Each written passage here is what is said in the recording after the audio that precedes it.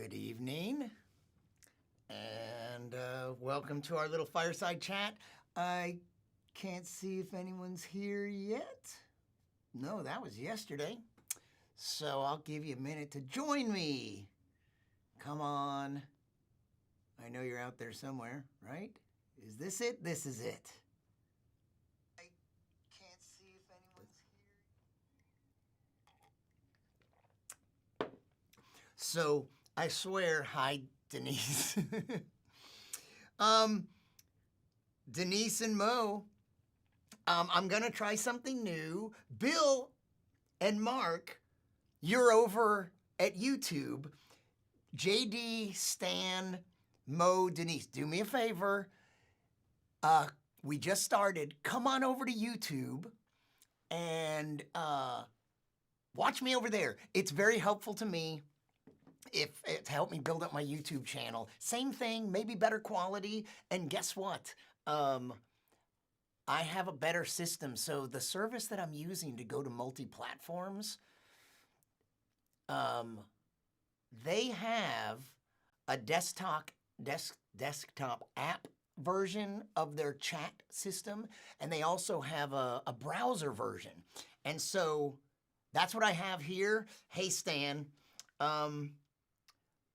Different lighting, a little bit. You know what? I'm having a weird issue, but seriously, I see, hey, Russ Forbes. How's it going, Russ? Are you hunkering down? Do me a favor. I don't want to say this too many times. I'm going to type it in here, though. Would you come over and watch this same stream on my YouTube channel? It's youtube.com/sciencecomedian. Because I'm trying to build up my YouTube channel. And so more people will be over there chatting. You don't have to if you don't want to, but let me put a little message here. Talk amongst yourselves for just one moment.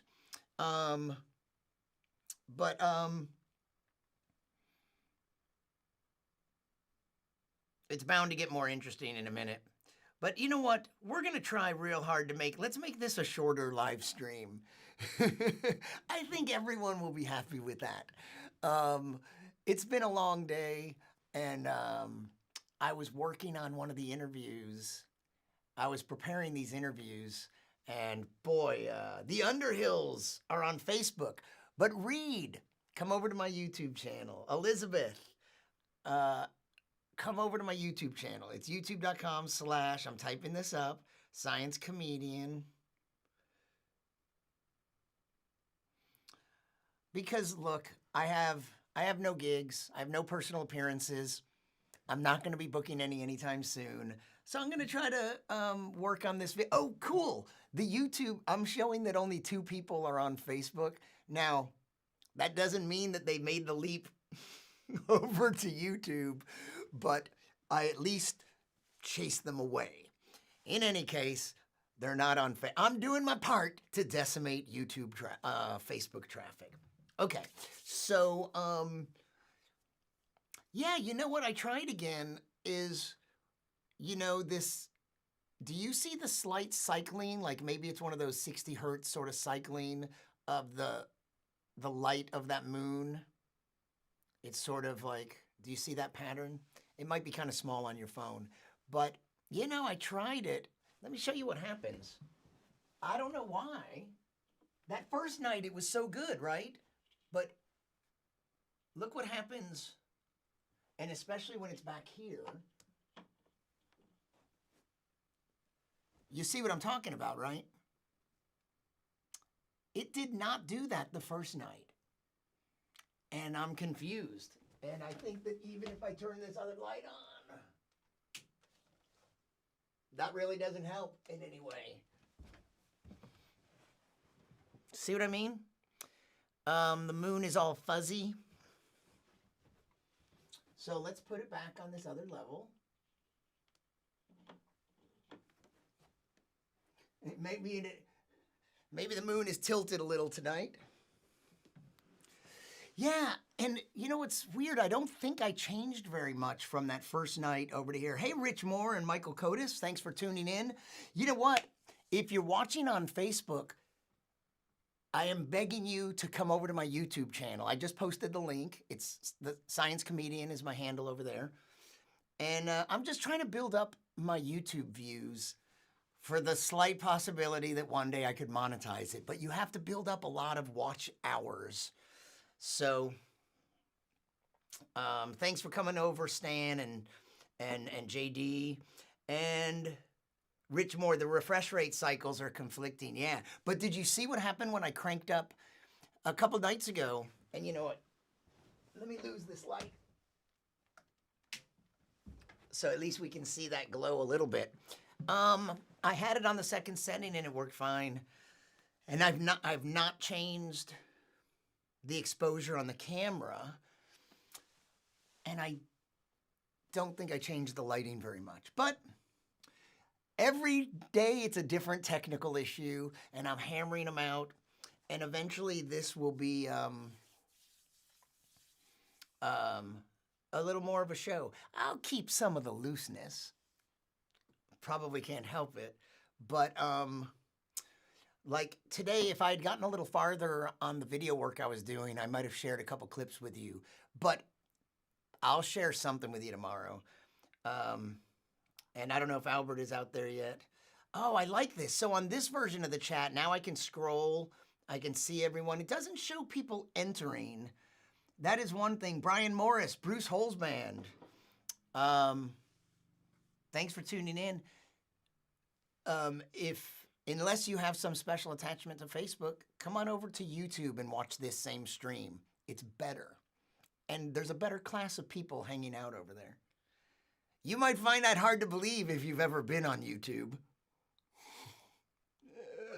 Holy crap. I don't know if you've ever had the joy of posting content, featuring yourself on YouTube, and then reading the comments. The thing you're never supposed to do. Don't read the comments. It's a cesspool. But so is Facebook. If Facebook and YouTube and Twitter are all cesspools, maybe it's not those platforms that are actually the cesspool. I think you know what I'm saying. Never read the comments. Denise, you made the transition. Denise, you transitioned to YouTube. Congratulations. Never read the comments, but some of the comments are good. And that's the problem. Comedians have the same sort of issue. When you're on stage at a comedy club, sometimes most of the crowd seems to be enjoying you, but then there'll be like one guy who is clearly not, and you tend, what is it about humans? We tend to focus on that guy. I should just ignore him and bask in the glory of the people that are enjoying it. Corky St. Clair, Susan Harris, Jody Liss, hello. And I don't know, maybe you saw that link. Oh, now I posted it, it went so far up.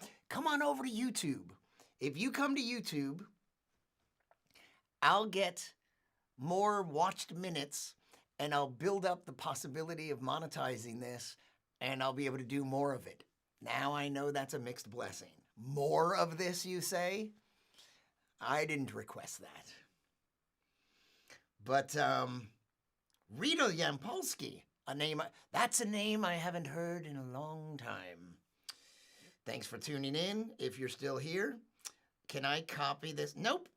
Hey, Susan, if you're still there, will you copy my comment that has my link? Now it's floated up to the top. Would you copy and paste my YouTube link?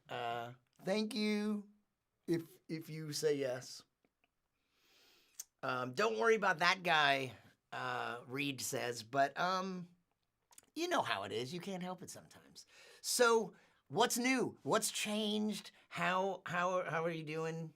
Please give this video a oh yeah, that's the other thing. Exactly. Thank you, Denise.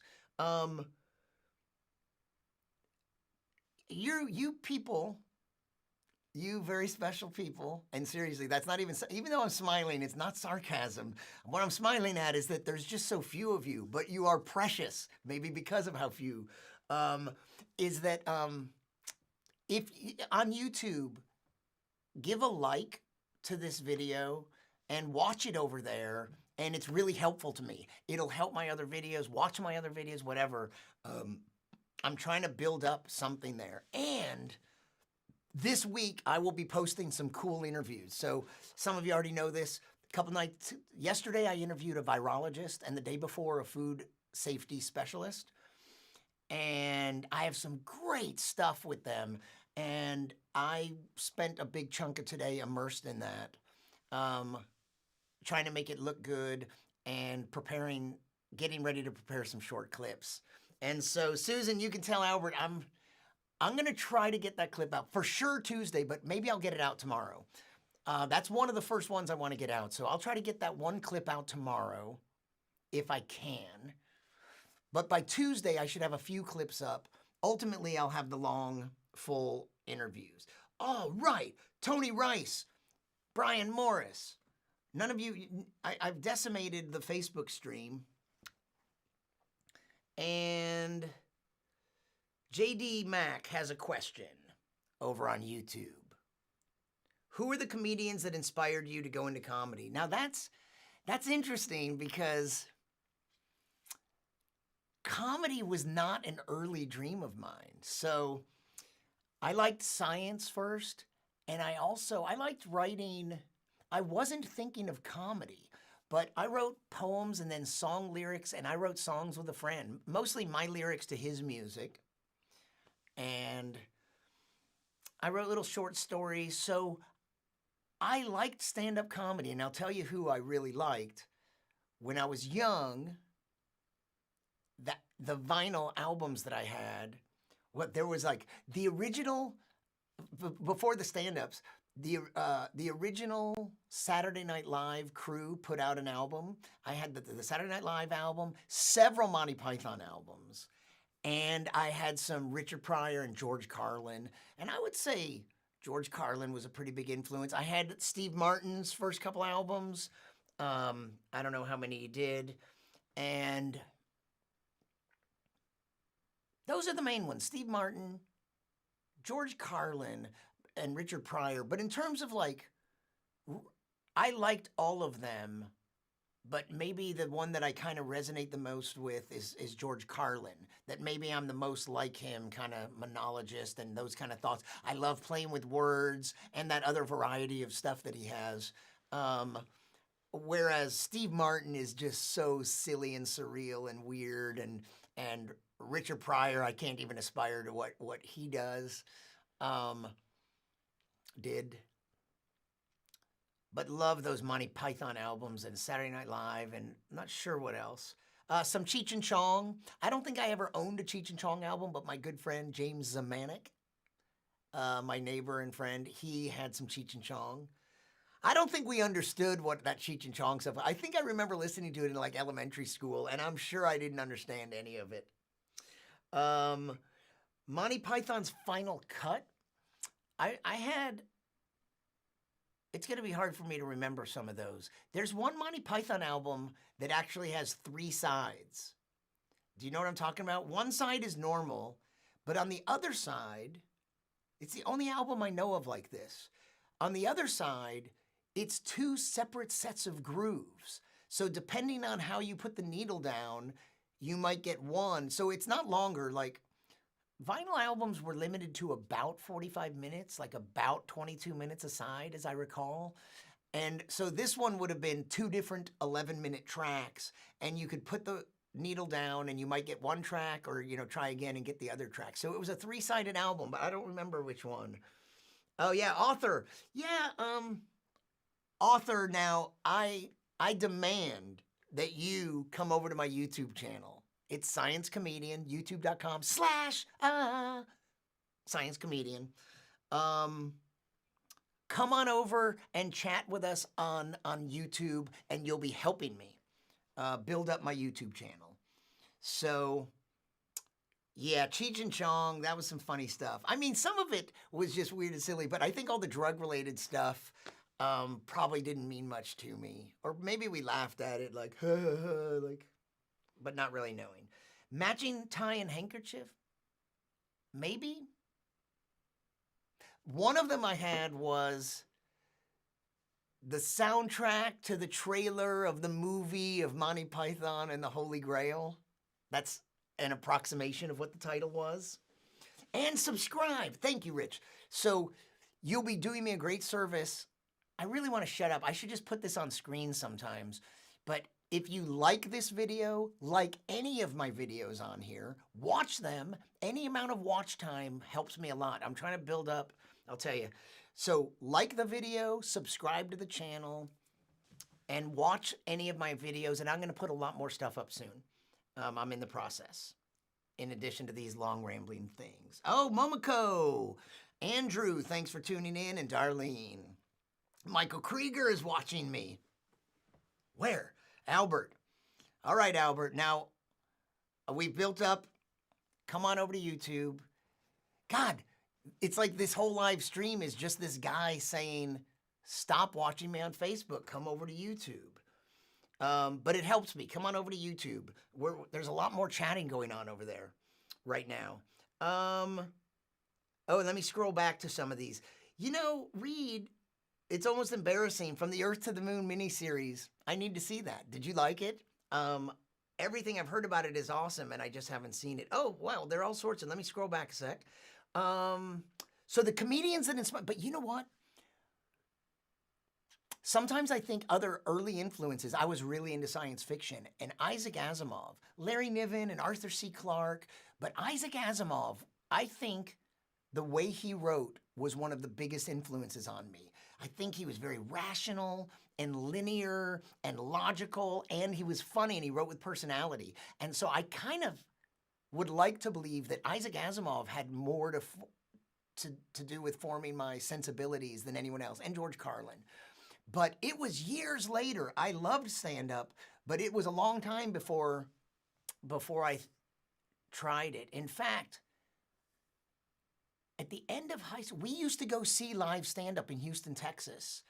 And including, I don't remember this very well, but we saw Bill Hicks early on. I would see him years later after I was a comedian in Austin, Texas. But we went to the comedy workshop and saw comedy. And there were these two friends of mine that were brothers, Joel Falk and Jimmy Falk. And they had another brother, Jay Falk. But Jimmy and Joel, each separately, at some time around senior year of high school, suggested, hey, why don't we try stand-up together? That was funny. So but I was shy and didn't have stage experience. I don't have a big acting background or anything. And Jimmy and Joel separately said, hey, if we do it together, it won't be as scary. Why don't we go on stage and do a duo thing? But I never did. And then I went to college, 4 years, graduated, stayed out a year, went to graduate school in TV production. And by that time, I actually had written down some ideas for jokes. I know the first joke that I wrote down that this is a joke. And what happened is I saw a sign for the funniest person in Austin contest, and I decided to try it. And I went to 2 open mic nights and fumbled my way through those. And then at the contest, I actually did well. In the prelims, I rocked and made it to the finals. And then a few weeks later in the finals, I tried to repeat them. Here I am. My 3rd time on stage. I killed, made it to the finals, felt like, oh, wow, I'm good at this. But my 4th time on stage, I tried to recreate that magic. I had gotten a tape of my performance, and I'd studied it, and I said all the same words, and I bombed. My 3rd time was magic. My 4th time was harsh. And I learned an important lesson that it's not just the words. There's so much nonverbal stuff. So that 3rd time on stage, I was being funny. I was radiating funny so that everything I said came off as funny and killed. I have the tape to prove it. One day I might even show it to you. But the 4th time, I said the same words, but I wasn't funny. I just wasn't being funny. And so I didn't place or anything. But the fact that I made it to the finals and the fact that I had so much fun that 3rd time on stage, I was hooked, and I started doing it. And later, there's all sorts of comedians that I would get into. And Woody Allen's stand-up, there's this album, and there's a truncated, what's that word? Like a shortened version, a one-disc version. There's this double album called Woody Allen: The Nightclub Years, and it has a series of dates because it's like from the early 60s or something. It is so funny, squeaky clean, hard-hitting laughs, and the most remarkable thing that hit me about it many years ago was that most comedians, our acts can be so dated. 5 years later, the references are meaningless. 10 years later. This Woody Allen album, it's a double album loaded with jokes, and only a couple of them are dated 40 years later. It's probably 50 or 60 years later now. But when I was first discovering it, it was like, wow, these jokes are so old, but they're a kind of joke that's kind of timeless. So, all right, so those are comics that inspired me. Somebody also asked about any comedians that I hate. I don't know if I have an answer for that right now. Inspired me to go into comedy. Like this video, expound upon the lack of toilet paper. I do have something. Oh, is there a lack of toilet paper? Of all the things for us to obsess about, you know? Chris Smith, thanks for tuning in. Come over, come to the dark side. Come to YouTube. YouTube.com/Science Comedian. Please come over. There's more people chatting there, and it helps me. And like the video and subscribe. But Chris Smith is a friend of mine over at the museum. He actually is the guy that I moved to Raleigh to work at the Science Museum, and after 4 years, I retired. And this friend of mine heard about the job and asked me about it, and I encouraged, and so someone I know has my old job there. It's kind of cool. Now, he's been doing it almost as long as me. I was there from 2012 to 2016. Now, he's been there 2016. So, like in a month or so, he will have been there as long as me. Well, I don't know if you started the day I quit. But yeah, so the 8 years that the Natural Research NRC, what is it, Center. Wow, 4 years and I've already forgotten the name of the place. The addition to the museum, we're at that halfway point. I served 4 years there, and Chris Smith, you served 4. Of course, you come to the end of it because of the virus. Remember when there were museums? Wow, those were fun, huh? Wasn't that interesting? Oh, I forgot to say, if you're watching on Twitter, which Periscope, thank you. And unless you're just goofing off and that's where your preferred platform is, come over to YouTube. Andrew McIntyre, Momoko, Brian Dunning. Hey, man, thanks for tuning in. I'm inviting you personally, Brian, to come over to my YouTube channel and watch this same stream. It's better over there. It's better because it's YouTube, and it might be better quality, actually. But come on over. It helps me. Brian Dunning, I'm very excited.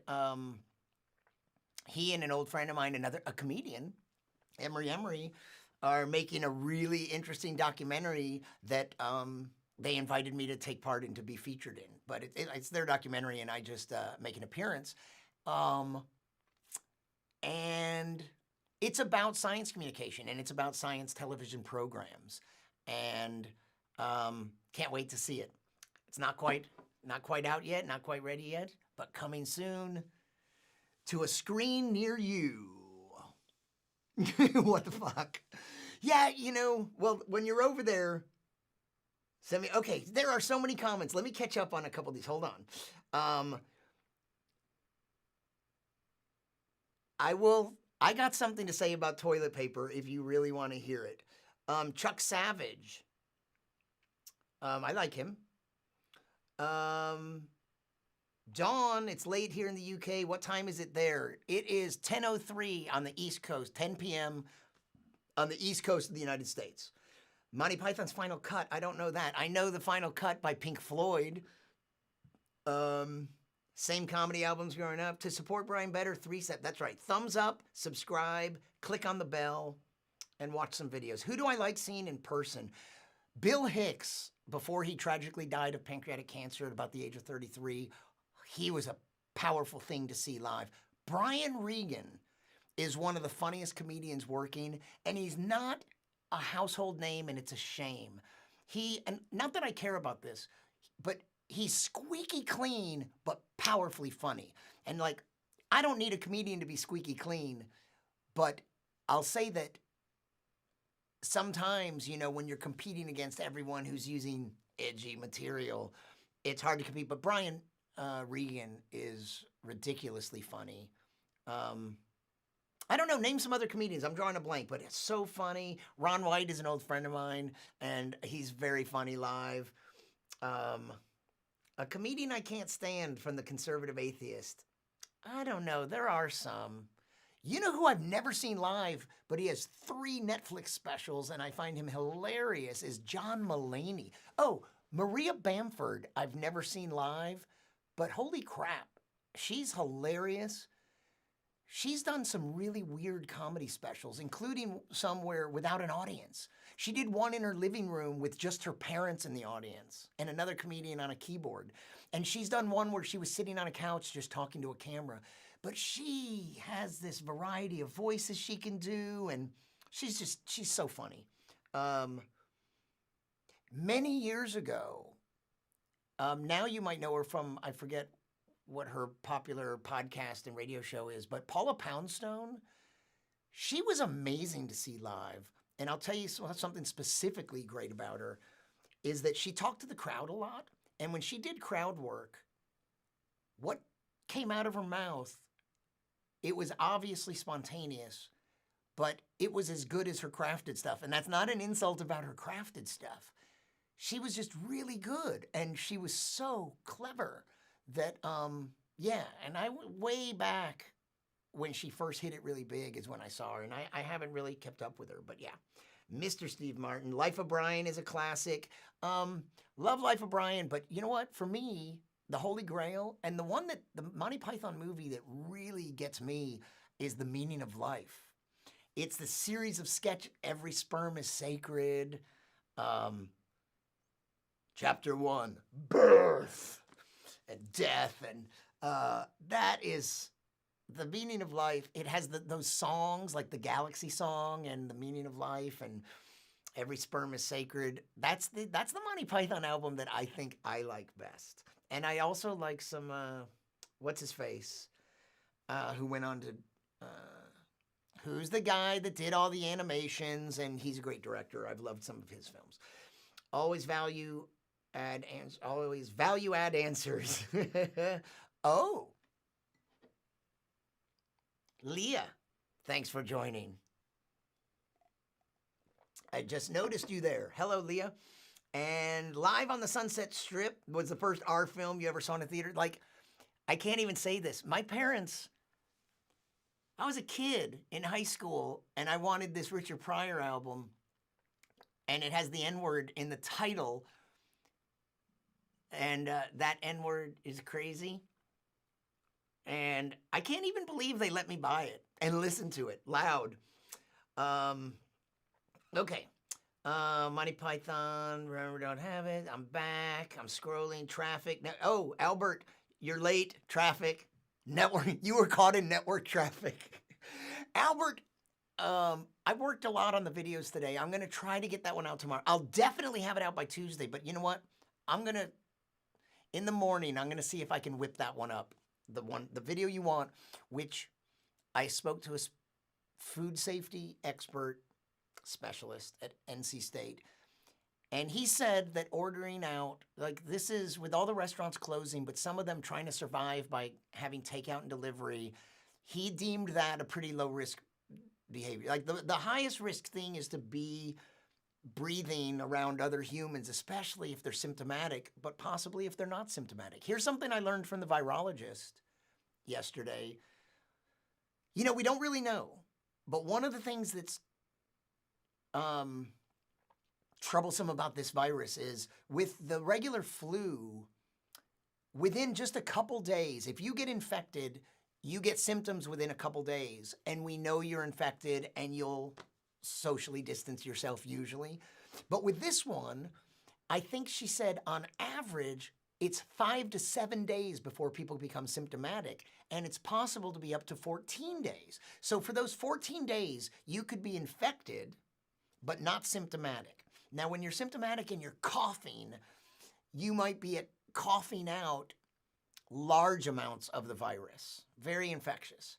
But before that, when you're breathing and infected, it's possible, and actually this is not known for a fact, but playing it safe, it is possible that maybe you're not coughing yet, but you're breathing out particles. So to be in a room, an enclosed space, dining with people, breathing, especially coughing, but even just breathing could be higher risk behavior. Whereas he said delivery of food is a lower risk behavior. So that's good to hear. It doesn't mean you're completely safe, but it's definitely a lower risk. Do people ask me about Neil deGrasse Tyson too much? They do. They ask me about Neil deGrasse Tyson, and they ask me about Mitch Hedberg, two old friends of mine. And if they were smart, they would be asking me about Brian May. But we'll come back to that at a future time. Bob Saget. Oh yeah, Albert. So Bob Saget, way before he was famous, I only remember that me and Michael Krieger, I'm pretty sure me and Michael Krieger, our senior year of high school, went to the Laugh Stop in Houston, which is now called Capital City Comedy Club, but it was the Laugh Stop in Houston for New Year's Eve. Me and Michael, I think we each had dates, and we went to the comedy club. We didn't know who the comedians were. We had never heard of them. But Bob Saget was the headliner way before he had TV shows, and he was just a headlining club comic. And he blew us away. He was hilarious, nonstop, fast-paced. He had these little song parodies and other just funny and dark. And we were laughing so hard we'd miss the next joke. So he was so funny that then we graduated. He was so funny that we graduated high school. And in the coming years, then I was in Austin at the University of Texas, and I would go back and forth between Houston and Austin. And over those next years, I saw Bob Saget several times. And one time in Austin, at the comedy workshop in Austin that disappeared a long time ago, Bob Saget was headlining, still not famous, no TV shows. And the middle act was even more unknown, Emo Phillips. And that was an amazing show. And you know what? Years later, I worked with Emo a couple times, and I was living in San Francisco, and he came to San Francisco, and Emo is hilarious. He's an amazing joke writer. Emo Phillips, very funny. Have you read Demon Haunted World by Carl Sagan? Hey, Leah, yes. And you know what? The one that influenced me the most early on in high school, it was called The Dragons of Eden. That was an early Carl Sagan book that I read. And it wasn't early. Later, eventually, I read the book Contact, the science fiction book. And that's a beautiful book. And if you've seen the movie, one of the coolest things in the book didn't make it into the movie. Shit. All right, here's a test, everybody. We've dropped so many frames. I don't know why. We have 204 dropped frames. Am I out of sync? Is my mouth out of sync with the sound? And here's the test.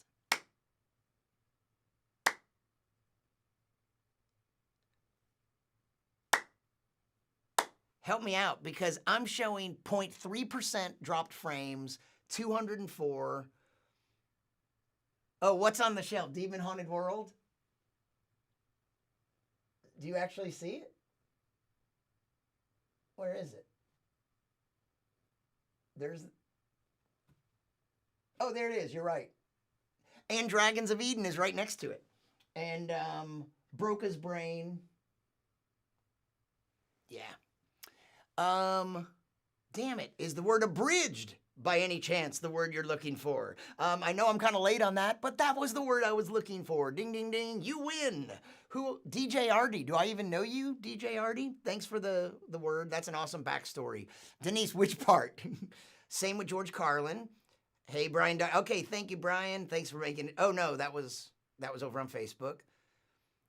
Jump to Twitter to promote seeing this chat on YouTube. Thank you, Dawn. You're the science comedian street team, small but mighty. If we could build this up, don't you think it would end up being better for everyone? Like if we really built this up, maybe I could afford a free intern, for instance. What you were trying to say about toilet paper, the COVID is a virus, it's not dysentery. I know, people are freaking out. But here's the thing, here's one of my solutions. If we hunker down, I got something to say about that too. In the end, if we have to be conservative with food, here's my new slogan: eat less, poop less. What do you say? Let's make that a hashtag. Eat less, poop less. John Mulaney, hilarious. Skeptoid Media, thanks, Brian. Mitch Hedberg, oh yeah. Robin Ince is funny with science. Yes. So Robin and we don't know each other very well, but one time I was in London and a mutual friend, a comedian, put us on the phone together. It's like, hey, you should talk to this guy. And I'm sure he had no reason why my friend Joel was sticking me on the phone with him. But then eventually, like, we followed each other on social media. And you know what happened is just about, I don't know, a year or so ago, one of my good friends here in Raleigh, she only moved here a year or two ago, is Katie Mack, and she's an astrophysicist. And she knows Brian Cox, and I met Brian Cox many years ago, but just once. At a really interesting conference at the Googleplex in Mountain View, California. But anyway, and I liked him. And now I met him right before he became a big presenter on the BBC. So Terry Gilliam, yes. Skepto, yeah, thank you, Brian. Yeah, of course, Terry Gilliam. You know, you get to that age where I'm going to pick up some of these threads in a minute, but isn't it fascinating the way the brain works and fails to work? When you can't think of something, like, I know Terry Gilliam's name. That file is fucking in there, right? I know Terry Gilliam. I've enjoyed many of his films. And sometimes you go to access that file and you cannot access it. What is that? And sometimes you can help if you start thinking of a lot of related things. Sometimes it helps you and it comes to you. But a lot of times, you know this, you cannot come up with it. And then the next day or hours later, you're doing something completely different. Maybe you're trying to focus on something and all of a sudden it's like, here's that file you ordered. Was it Terry Gilliam? I think it was Terry Gilliam. But what the hell? This is not intelligent design, even of our brains, right? So, wow, it looks like maybe no one is watching anymore on Facebook, which I know it sounds good. Thank you. Thanks for coming over here. So Robin Ince, yeah, my friend Katie Mack and I went to see them, and we went backstage and hung out with them. And so it's so funny because the physicists paired off and the comedians paired off. Katie and Brian Cox started talking, and me and Robin Ince got into a big conversation. And Robin is more than just a comedian. He's really smart, and he's a voracious reader. So not only in the sciences, but he's just pretty intellectual comedian. And I've seen him. He makes a lot of little videos about books that he's read, and I like him. And he's funny. Paula Poundstone's coming to town. We got tickets. You're in somewhere in Oregon, right, Brian? Bill, Maria is doing Zoom shows every day. Follow her Twitter. Yeah, you can't go wrong with Maria Bamford or Paula Poundstone. Bill Burr's very good, and on The Mandalorian. I don't know that much Bill Burr. Yeah, Ron White is my friend. From a million years ago, we worked at a comedy club together when I was an opening act. And he was just a club comic headlining in Metairie, Louisiana, which is where, outskirts, it's basically New Orleans, but Metairie, that's where David Duke was from, and that's about when. So yeah, I know Tater Salad from way back, and then I got to open some shows for him when he became the Ron White that you know. Leah says, I bet Brian has some great Ron White stories. I bet I do, but I'm not sure I can tell you. Oh my God. I don't know if I can tell you. Yeah, I have some. I'm trying to decide if I like split pea soup, which I've just made for the first time. Brian M? Who's that? Is that Brian Malow? Is that me? Who is that?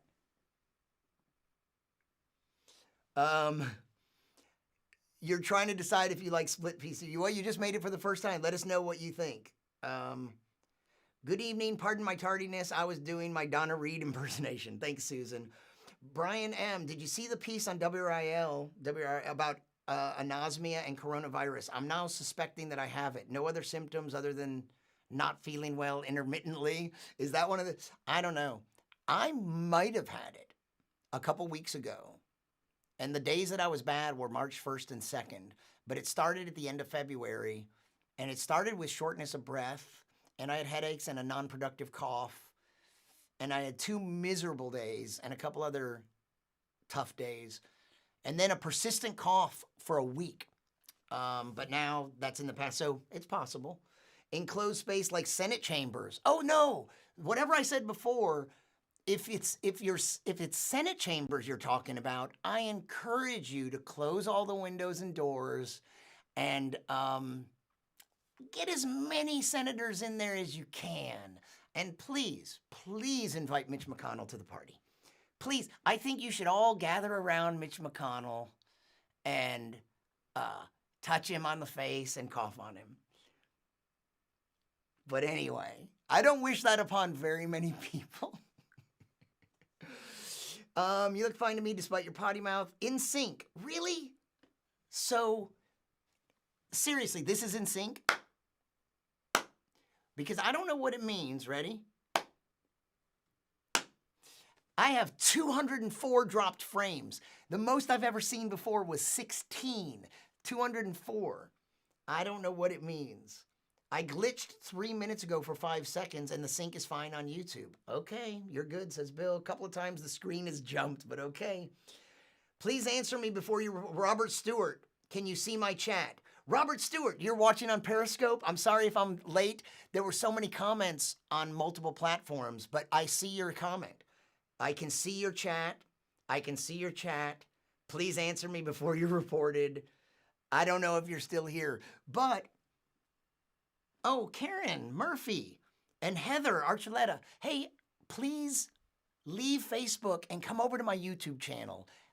It would mean so much to me. We're all over there. All the cool kids are on YouTube. It would help me. I'm trying to build up my YouTube views. The quality is better. Facebook really tends to go out of sync. Virginia Hughes, I don't know if you're still there. I don't know when these came in, but thank you for tuning in. I'm just rambling. That's what passes for a fireside chat. It's just me talking, but responding to a lot of JD Mack, no relation to Katie Mack. Your loss. She's very cool. Bert Kreischer, or however you pronounce him, Mark Kaplan. I haven't seen that much of him yet.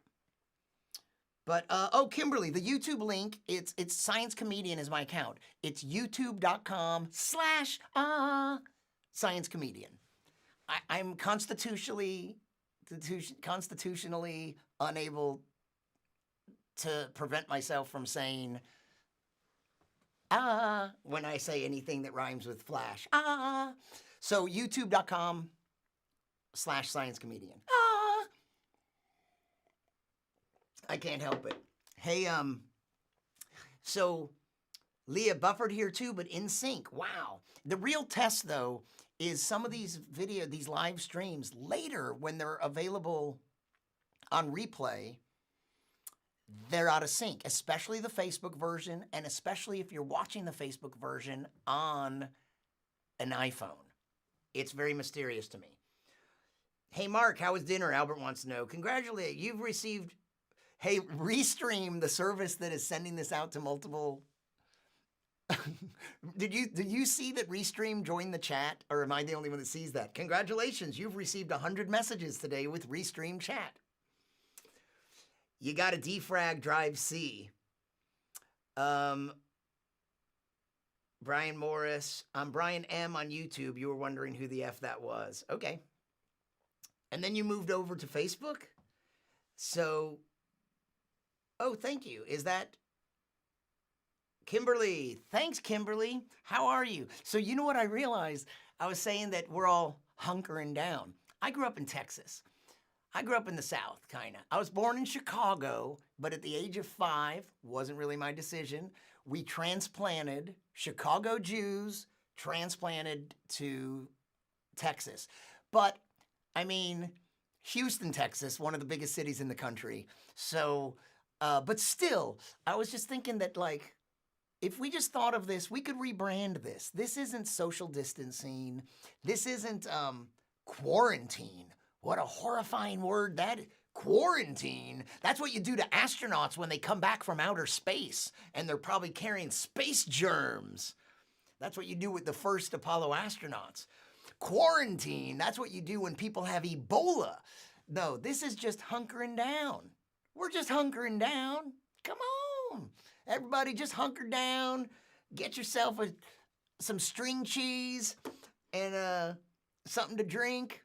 We're just hunkering down. If we rebranded like that, everyone would go, oh, okay, I don't have to hang out in the clubs and the bars and ignore all the advice of the scientists, because the scientists aren't saying I have to be quarantined, which I feel is an attack on my freedom. No, the scientists are saying, just go on home and hunker down. Yeah. You can play with your dog. Thanks, Susan, for making that comment over there. Carol Ann, thanks for tuning in.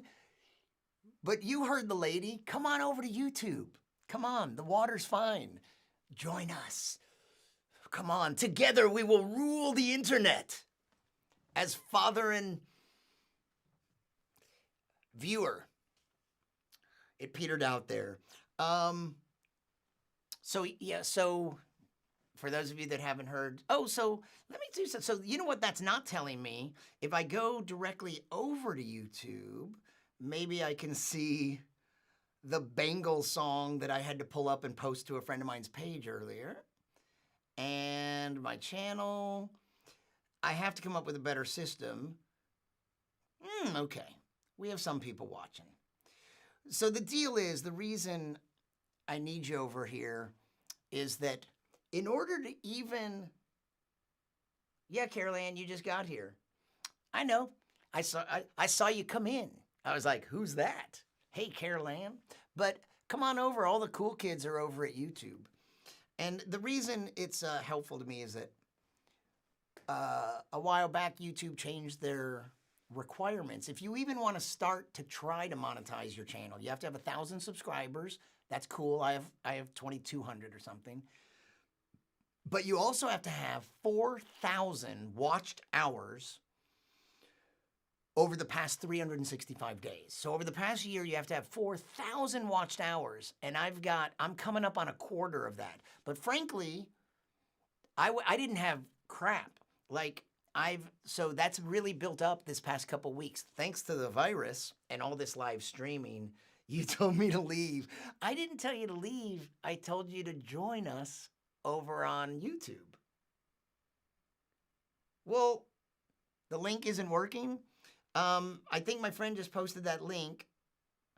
I don't know about that link, but youtube.com/sciencecomedian. It's Science Comedian is my channel on YouTube. youtube.com/Science Comedian. You're gonna get tired of it way before me. It's like playing with a dog. I'm like playing with a dog. So some of these by sitting and watching this, or you know what? If you just turn on the live stream on YouTube and put it in a drawer or go in the other room and don't even watch it, it helps me almost as much. Not quite as much, because I like having your moral support. Aaron Freeman. You know what to do. Come on, Aaron. Aaron Freeman is the Sciency Optimist. You can find him on Facebook, and a friend of mine in Chicago who makes some pretty cool videos, and he's a lover of science, but a non-scientist like myself. So this little short video, are we really still in sync? Boom. But like I said, the real test is on replay. Okay, any other questions? We're running out. We've done 50 minutes. That's pretty good. Who could ask for more? Who would want any more is the real question. Where is this chat? Oh, there it is. He save every one of us.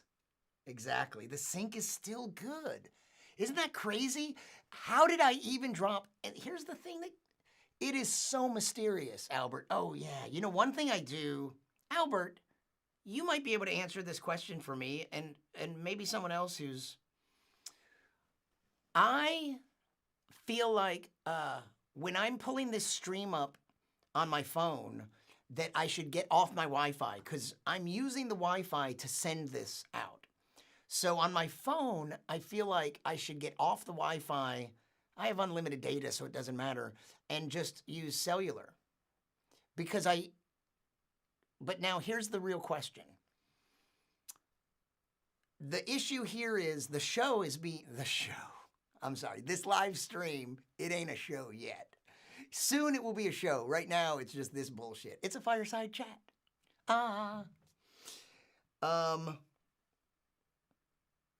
Hey, Albert. I don't know what's up with Restream, but I'm not getting you guys, I'm not getting your new comments over there. 1028. Still sync on the third test. Something's up. Let me reload that Restream chat because the new comments, I see them on my phone. Uh-oh. Maybe that was a mistake. Restream. Because now I don't see any of you.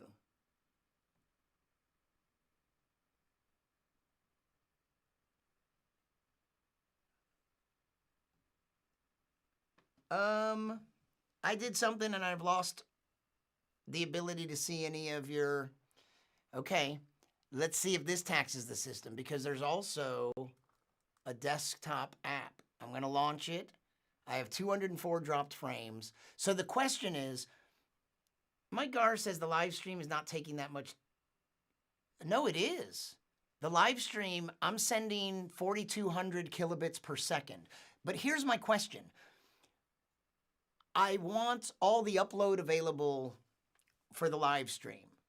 So to watch a video on here, to get the stream coming down here, is that even a problem at all? Because this is mostly coming down and that's going up.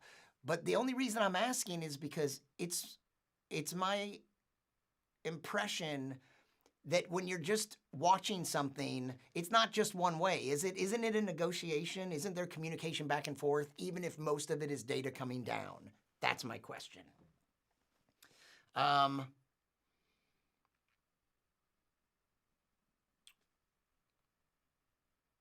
Yeah.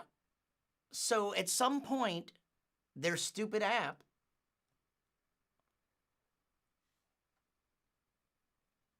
stopped showing me comments. Now, all I'm seeing is Michael Gar. Mike, you're on Facebook?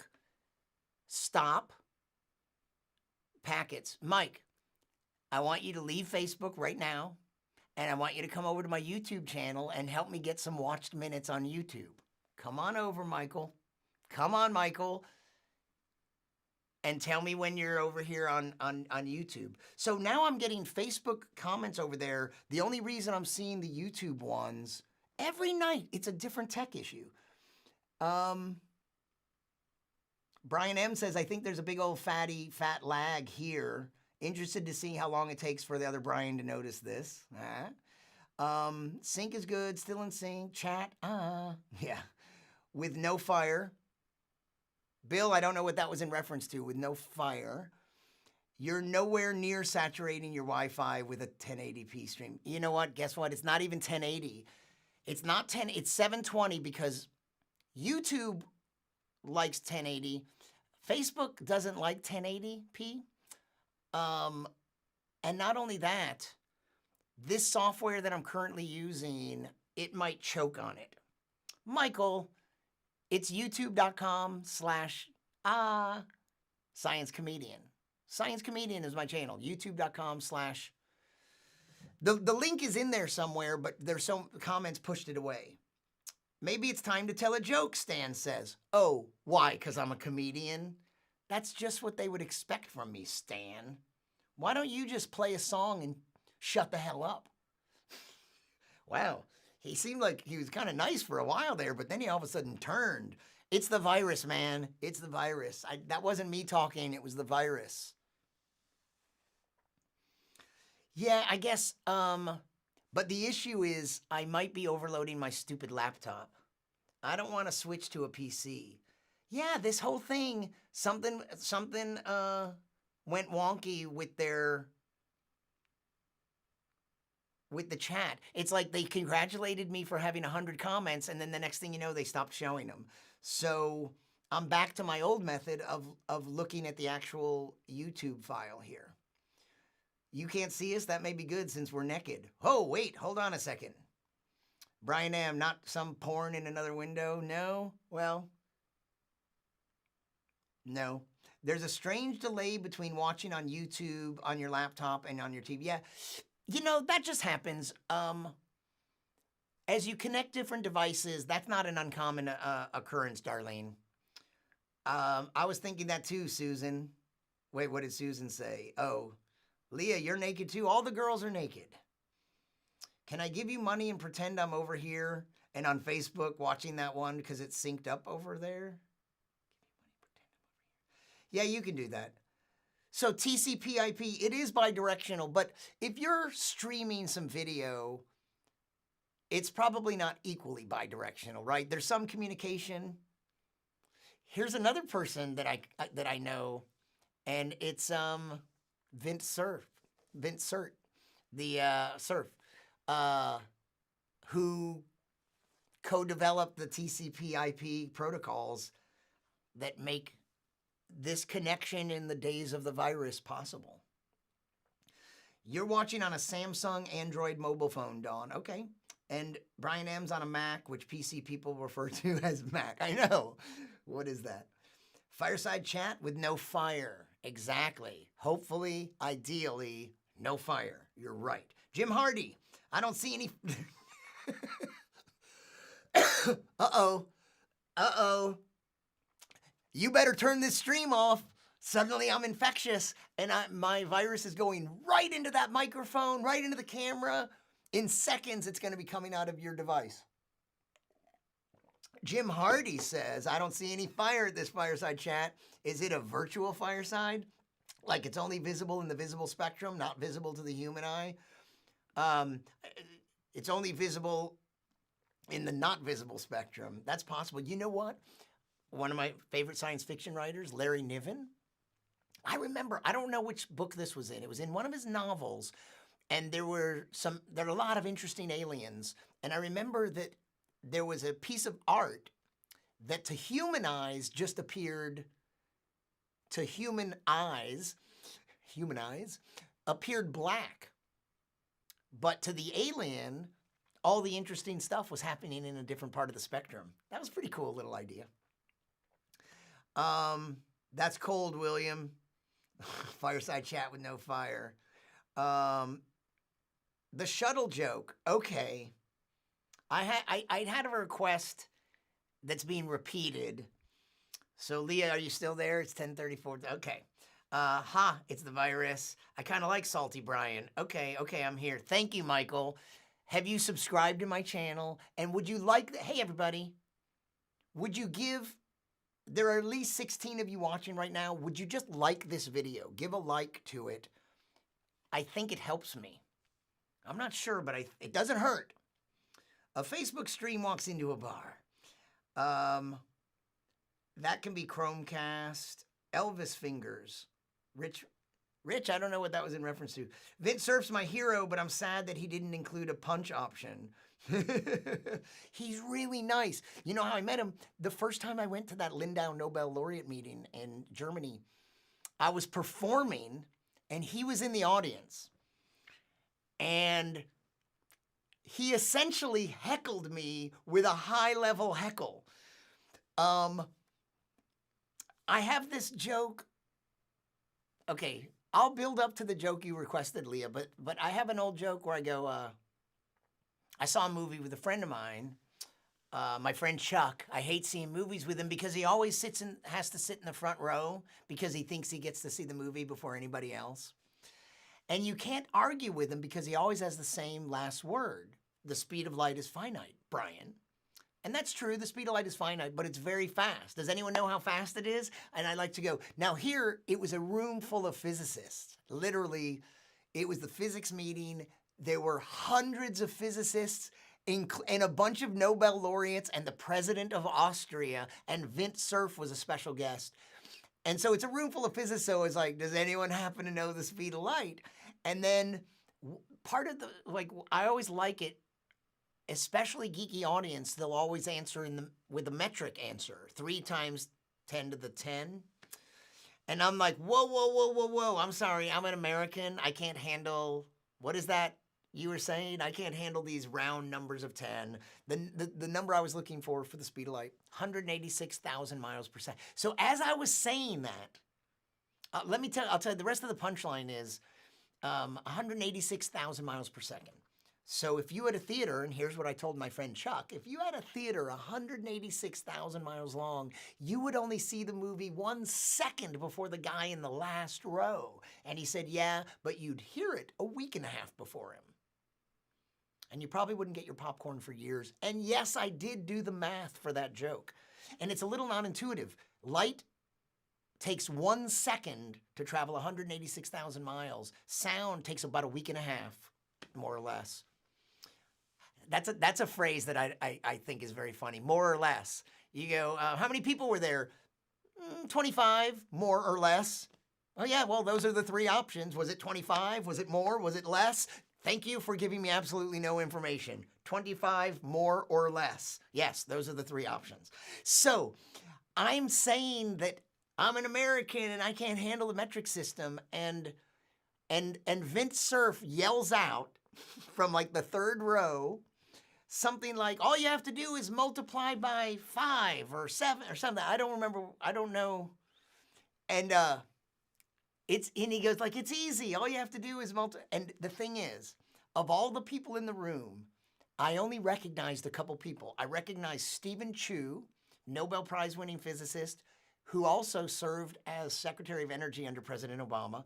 And I recognized another physicist who won a Nobel Prize, George Smoot, because I saw him on The Big Bang Theory once. And I recognized Vint Cerf for the weirdest reason. I use Final Cut Pro for video editing, and I purchased a course that's some Final Cut Pro training. And when the guy does samples, he has some sample footage that includes interview footage of Vint Cerf. And I had been seeing that for years. So I've always recognized his face. So I saw him. I think I saw him before the show started. So he yells out, it's easy. It's multiplied by 5, it's easy. And I said, yeah, maybe for the father of the internet. And really, literally, if anyone else had heckled me, I would not have really had a comeback. And that played pretty funny to that crowd. It may not seem funny here, but it played very funny that day. And then we talked after the show, and then I later interviewed him. And that's another interview that is not on my YouTube channel. And then I've bumped into him a couple times since then. At a later meeting at Lindau about a year ago, he showed up there, and we got to talk again and take another selfie. And then you're gonna hear this organization, Sigma Xi, the Scientific Research Honor Society, because they are, they're friends of mine and stuff, and he came to their meeting like in September, October, and I saw him again. He's a really, really nice guy. Very nice man. Another one where they say don't meet your heroes. If your heroes are Brian May, Steve Vai, or Vint Cerf, go ahead and meet them. They're very nice people. And I haven't forgotten about you, Leah, and the joke you requested. But Damn it, now, because I said that, I did lose a thread. Let's check the comments. So something happened, and now the comments have re-shown up over here. I don't know if they're all here. Click the hand symbol, everybody. There's a joke. I'm not going to go. Okay, thanks for the chat. Got to get to bed. Okay, Dawn. I probably missed you. Chuck Savage. Chuck Savage. Hey, Chuck, was that you earlier? I thought somebody mentioned your name. That wasn't me just seeing you come up. You worked with Chew in Boca Raton back in '99. It was an event. Really? That's wild. We've worked with several of the same people.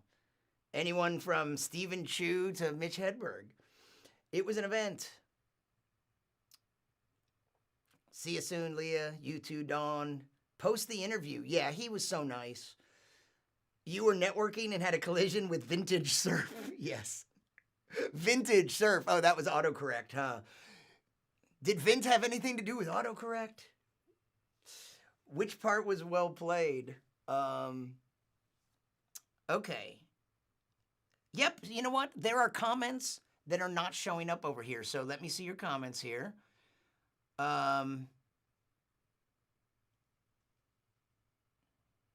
You could be the first science comedian cam girl. I could, or are you talking to one of the ladies? Click the hand symbol, everybody. All right, post the interview, I will. Albert, you retracted a comment. That just makes me want to know. Oh, you retracted the Vintage Surf one. That's some vintage surf, though. I kind of liked that. Okay. So my friend Leah heard that a joke of mine was once heard on a space shuttle. And it's a true story. And so here's what happened. Many years ago, I was working at the Laugh Stop in Houston, Texas. That's now called Cap City. And I remember I was just the opening act. And my friend Felicia Michaels, who's a very funny comedian that lives in Los Angeles, it was me and her, and I don't remember who the other comedian was, but I know it was me and Felicia. And we went on a radio show in Houston, and the DJ was Dana Steele. And Dana had a fiance, I believe, at the time, that she subsequently married and is still married to. She was a big DJ in Houston, and so sometimes when you're a comedian, you go on radio shows in the morning to promote your shows that week. And we were there all week. So we go into the radio show, and we all were on the radio together. And when the show was over, she said, so her fiance, as I recall, he was a pilot. He worked for NASA. And he had something to do with like training people to fly. I think like when the 747s that the shuttle would sometimes be piggybacked on top, something like that. He wasn't an astronaut, but he was a pilot and I think a trainer of pilots. And anyway, he worked for NASA. So she said at the end of the interview, hey, my fiance works for NASA, and sometimes I put together tapes of music and comedy, and he gives them to them and they'll take them up on the space shuttle. On a space shuttle mission. So do you have anything you would like to record? And I honestly don't remember what they did, but I had a joke that was fairly new at the time. Now here's a problem, Leah. I haven't told this joke in so long. There's two problems with this joke. One is I may not remember how to tell it. The other is it may sound very familiar to you. But I wish John O'Connell was here. John O, you're not here, are you? Houston, Dana Steele. Exactly, Chuck. KLOL. So this is kind of weird, but my friend John O'Connell, another old Texas comedian friend of mine, many years ago, he remembered this. So before I tell you the joke, this joke, you might recognize it as something that The Onion did. But way back when I wrote this joke was way before you ever heard of The Onion. And The Onion started out as a very small thing, and they were based somewhere like Wisconsin or something. And he says that he remembers that I had recently performed there. I don't know about that part. All I know is one of the things in comedy is sometimes some jokes, maybe it's not surprising that someone else came up with that. And it depends how similar it is to you. But the core of it, maybe it's not that surprising. But all I'm going to say is I didn't get it from them. I don't know where they got it. But I did this so long ago that it was way before, years before they did it. All right. So I used to close with this bit. A lot of buildup for a joke that I might not be able to remember. In fact, I don't remember the very first words. Probably something to do. I'm a big fan of the space program. What an amazing, you're going to have to forgive me. Some of these words I'm going to have to bluff. I'm a big fan of the space program. What an amazing accomplishment to set men on the moon. Shit. I mean, I remember the core of it, but I had a very eloquent setup to this that, shit. You know, you should have let me look it up or find an old version of it. I don't even know where to find it now. But the idea is that, like, what an amazing accomplishment. But even more incredible was Neil Armstrong's self-control. I mean, there he is, first human to ever, like, after traveling 250,000 miles, I don't know what order these things happen in. After traveling 250,000 miles atop this fiery rocket, like what amazing self-control. First human ever to step foot on the moon. And what were his first words? That's one small step for man, one giant leap for mankind. It's very eloquent, very beautiful. But if I had been the first man on the moon, I don't think I would have had such composure. I don't think I could have stuck to the script. If I had been the first man, after traveling 250,000, I would have been out of that lunar lander going, I'm on the fucking moon. See, that sounds familiar, doesn't it? But I wrote it first. Fuck you, fuck you.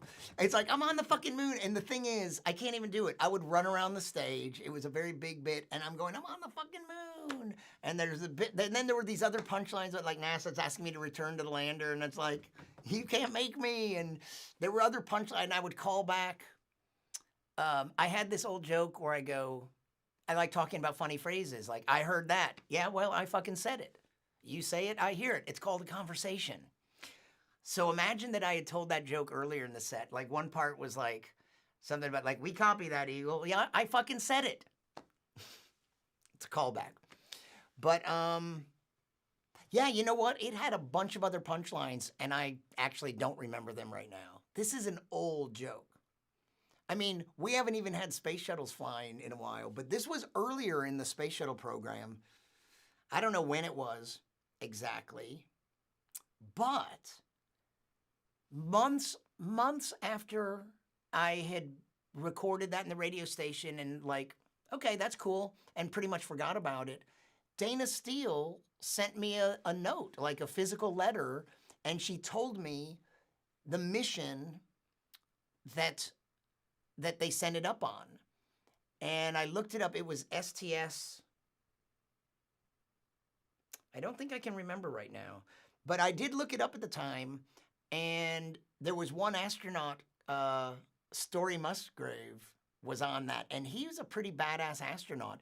Like, this has been, people have spent more time in space, but back at that time, first of all, he has like 5 degrees, and some of them are science degrees, and some of them are liberal arts degrees, like art history or something. And he's like a bit of a Renaissance man, and he had done many missions. And I believe at the time he might have had more time in space or more missions than any other astronaut.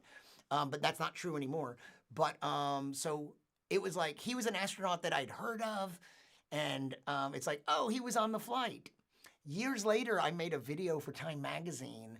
And I told part of that story, not the part about my joke. Oh, yeah. It was about my relationship to space. And there's a part where I go,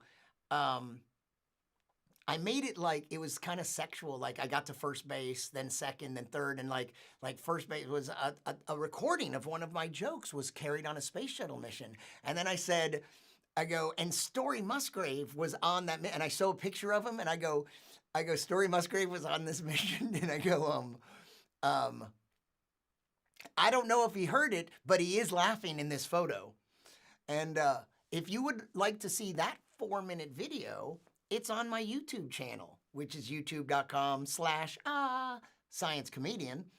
It's called My Love Affair with Space. I have some playlists. I'm gonna reorganize my YouTube channel, but I have some playlists, and one of them says my Time videos, time.com, Time magazine videos, my videos for Time, something like that. Some of those words in some order, and it's probably the first one. It's called My Love Affair with Space. It's about 4 minutes long, and it was probably the best video I made for Time. A couple others have more views, but it was a pretty good one. That's my story. Yeah, I'm sorry. I don't remember my own joke. I told that joke a million times. You know what happened? I used to close with it because it was so animated and big. I used to close with it. It was, oh, I'm on the fucking moon. And people like associated that phrase with me. People would point at you and go, I'm on the fucking moon. And that was great when I was at Austin Comic. But, oh, does this matter? But what happened is I stopped selling it very well. It stopped working as well because I think that I got tired of the big production of it, and I stopped selling it as well. So yeah. Madison.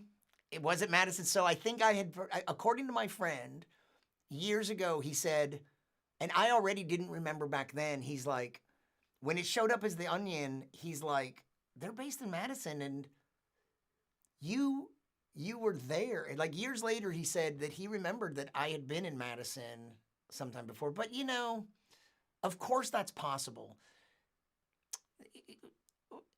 Another time, someone saw a comedian tell the joke, and the setup, that comedian may have taken it from me because all the language in the setup of what, like the self-control and like whatever my exact words were, he seemed to be using some of those words.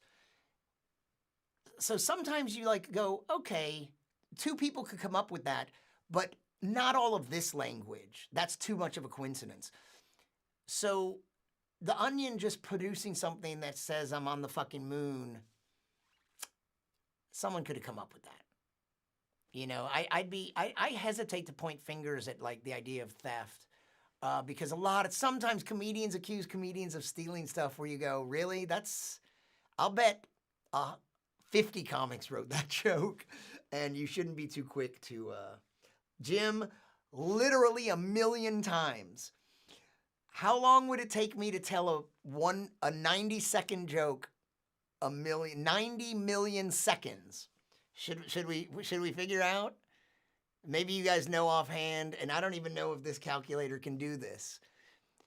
90 million seconds divided by 60 and divided by 60. I know I could have left out one of those steps and done it in one step.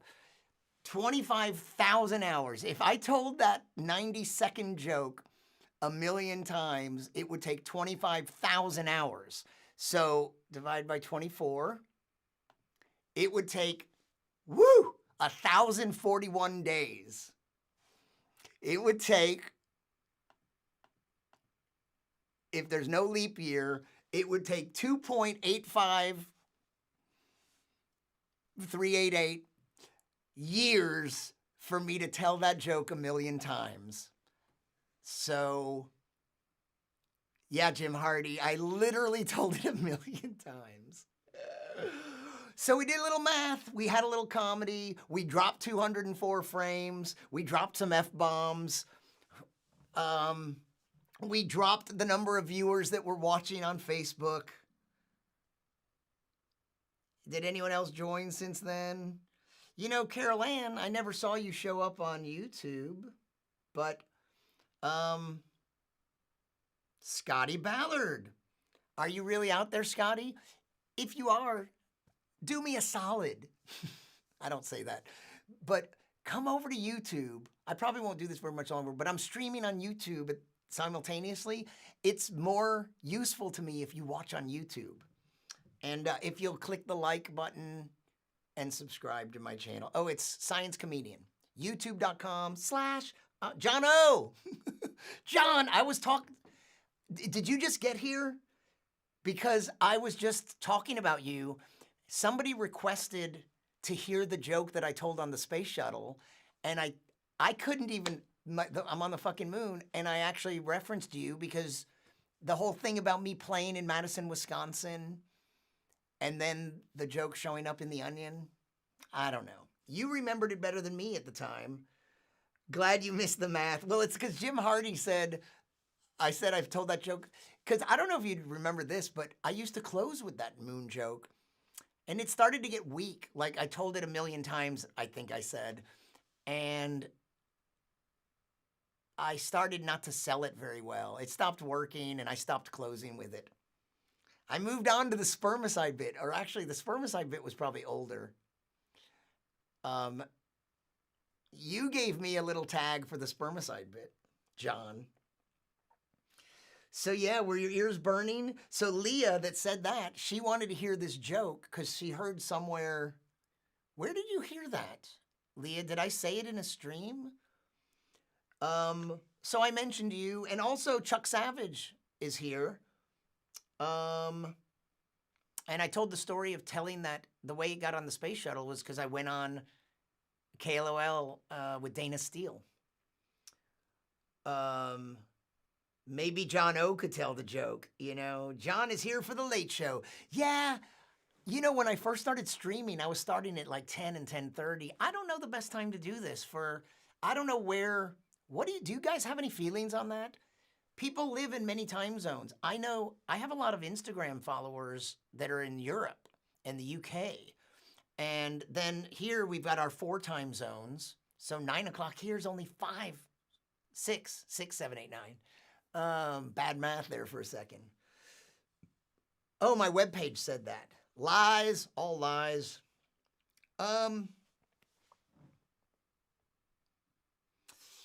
Yeah, so 20 years ago when I had a live streaming talk show, I was based in San Francisco, and I think my show was on at 6 p.m.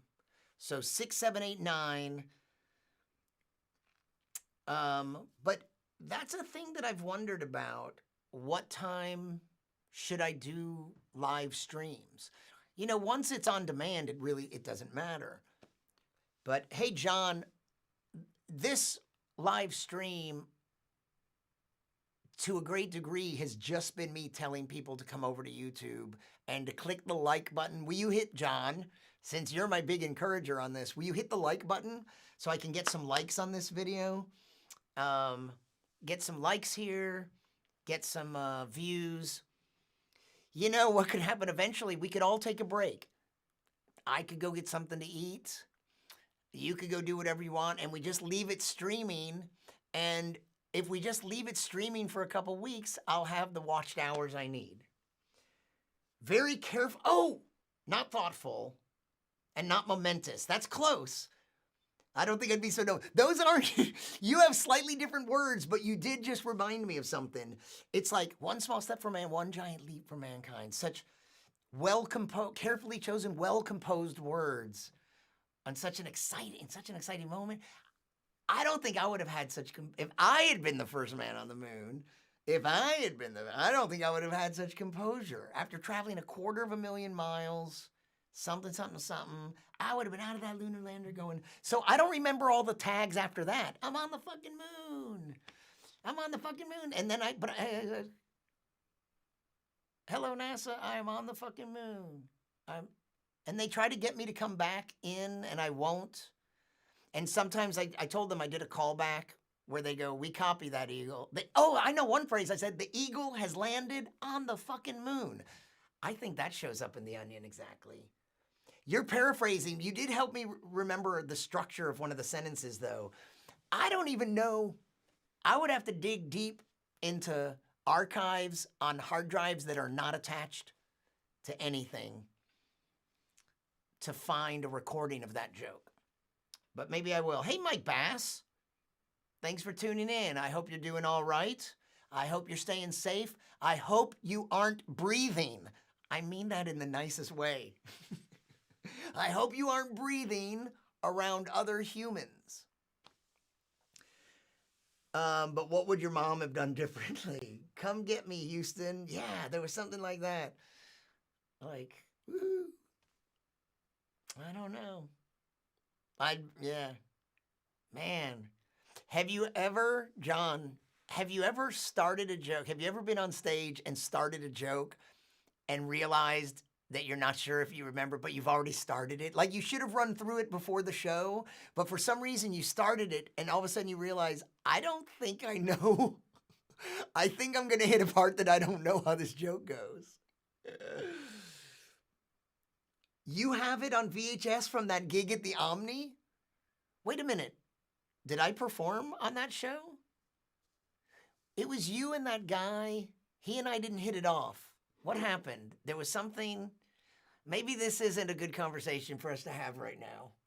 I remember I had a date with me, right? I thought that was your show at the Omni in Houston. You and that guy whose name escapes me right now, but I can picture his face.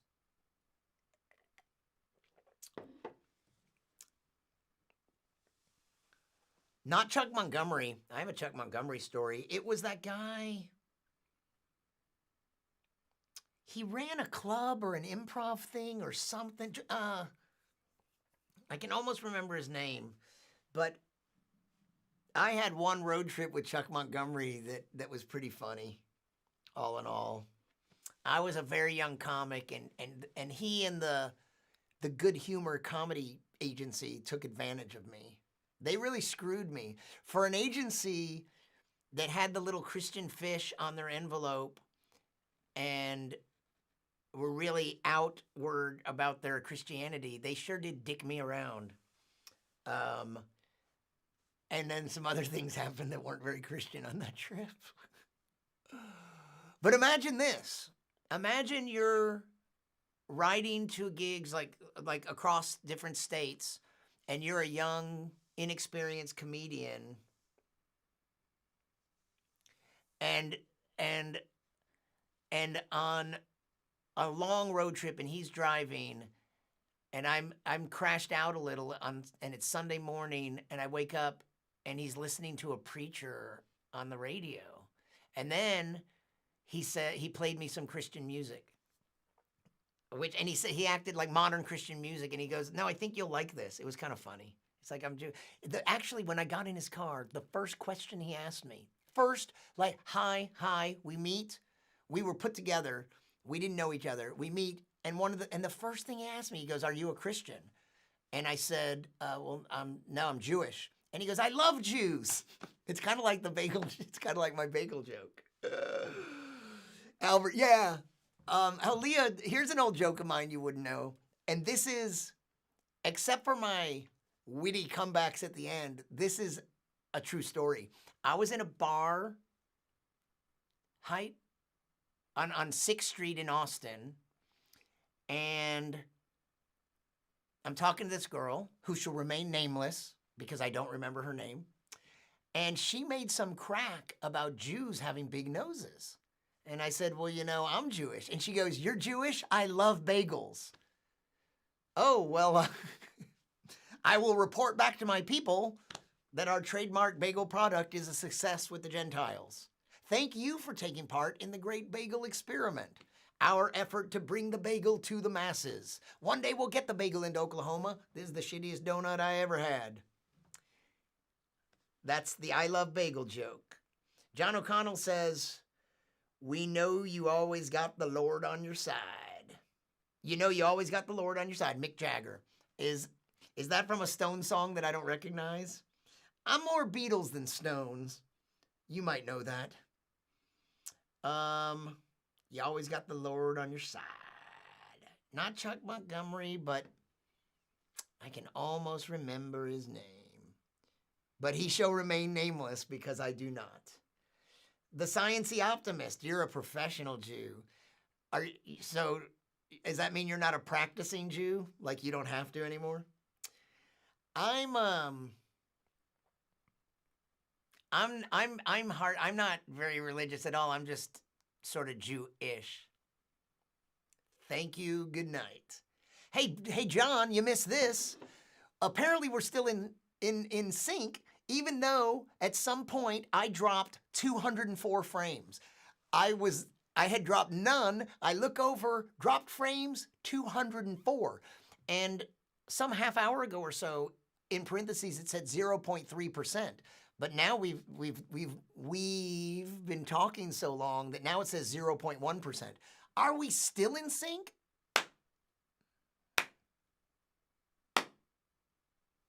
I missed that one.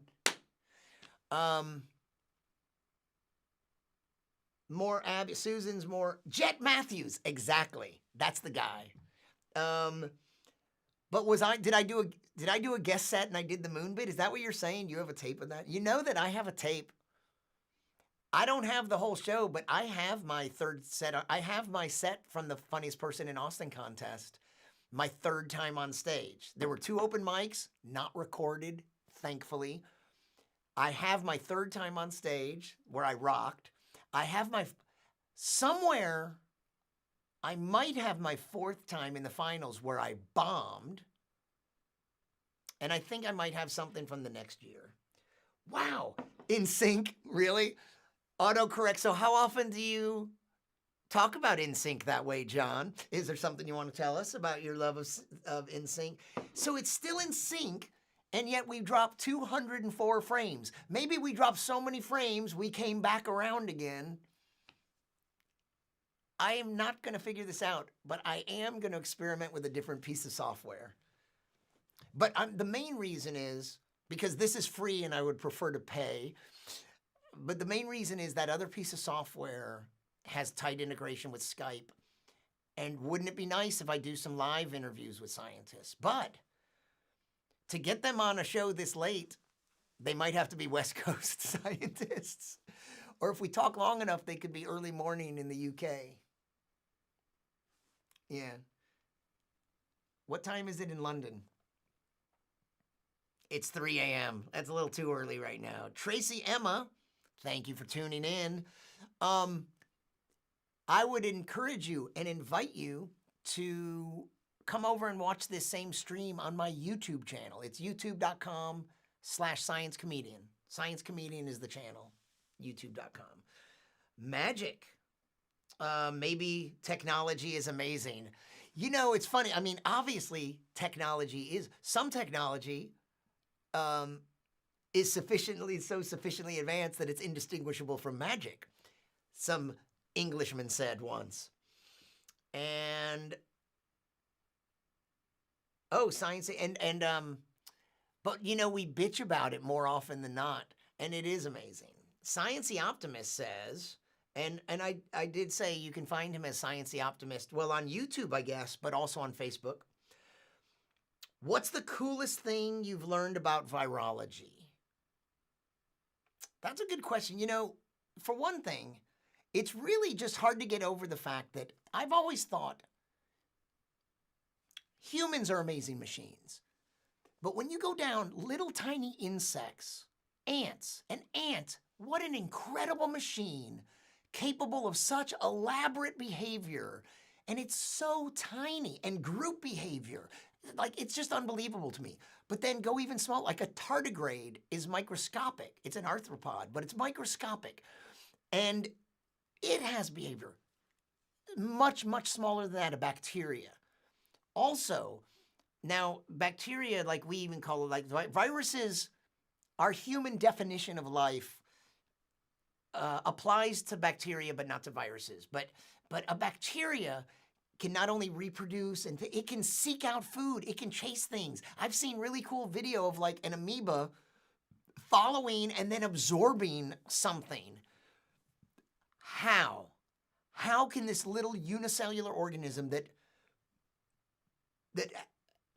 I was going to say it doesn't have much to it, but let me give you this astounding fact.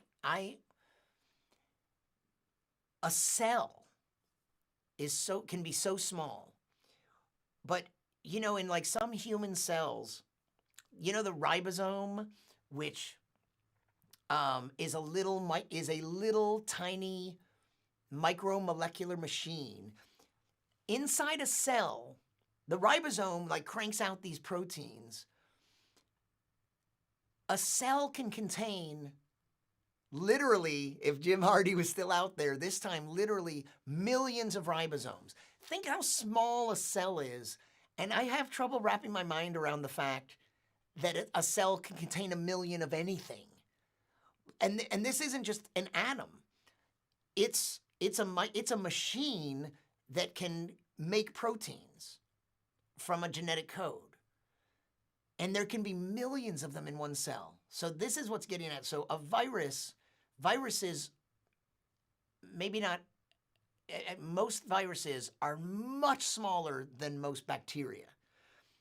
And they can't reproduce on their own, but they have very elaborate behavior. This is what I cannot get over. Like, I always thought that, like, an insect landing on you, especially a mosquito, like the nerve. Would you ever land on something that much bigger than you? Like a sandworm? No, you wouldn't. But a mosquito, to land on something that much bigger than you with the intention of eating it, like the balls on that little mosquito. But really, maybe is it the nerve? Or is it stupid? Because how'd you think that was gonna turn out? Did you think you were gonna walk away from this all bloated, too fat to fly, and me a bloodless husk of skin? No, game over. Natural selection is selecting you out. I always thought that was like the ultimate David and Goliath, but it isn't by far. A virus versus a human. We have a height advantage and a mass advantage of billions, maybe trillions. A mass advantage of trillions for sure. And yet, that little virus can shut down all your crucial systems, clog your nose, make it difficult to breathe, kill you. It's like Luke Skywalker taking out the Death Star in an X-Wing fighter. It's unbelievable. So, first of all, I just come to viruses with that as like, I can't believe that something that tiny, and you know what, I was interviewing this virologist yesterday, and I said something about its insidious behavior. And she said, it's not insidious. It's just doing all the virus wants. It's not trying to do anything bad to us. All the virus just wants to reproduce. It has to get into our cells in order to reproduce. It'll make our cells crank out copies of itself because it can't do that on its own. But then what happens is when it infects this particular virus, for instance, when it infects lung tissue, as a consequence, it causes all these symptoms to the human. But the virus doesn't want to kill you. What the virus wants, it needs you alive for at least a while because it wants you to help it spread. So all it wants to do is reproduce and spread to another host. And so it causes you to do that, and then you cough and send out more particles that infect someone else. But it's not you can't say it's insidious because it's not out to get us. It's just out to reproduce. It's not that different from ourselves, right? It just wants to reproduce. So, good night, Elizabeth. Thanks for tuning in. John O said he just finished Goliath season 1 with Billy Bob, and he uses the mosquito analogy in a climactic closing argument. Is that about a virus, or what does he use that analogy for? I don't know anything about that show. The ATP that power the ribosomes are even smaller. I mean, it's kind of insane, isn't it?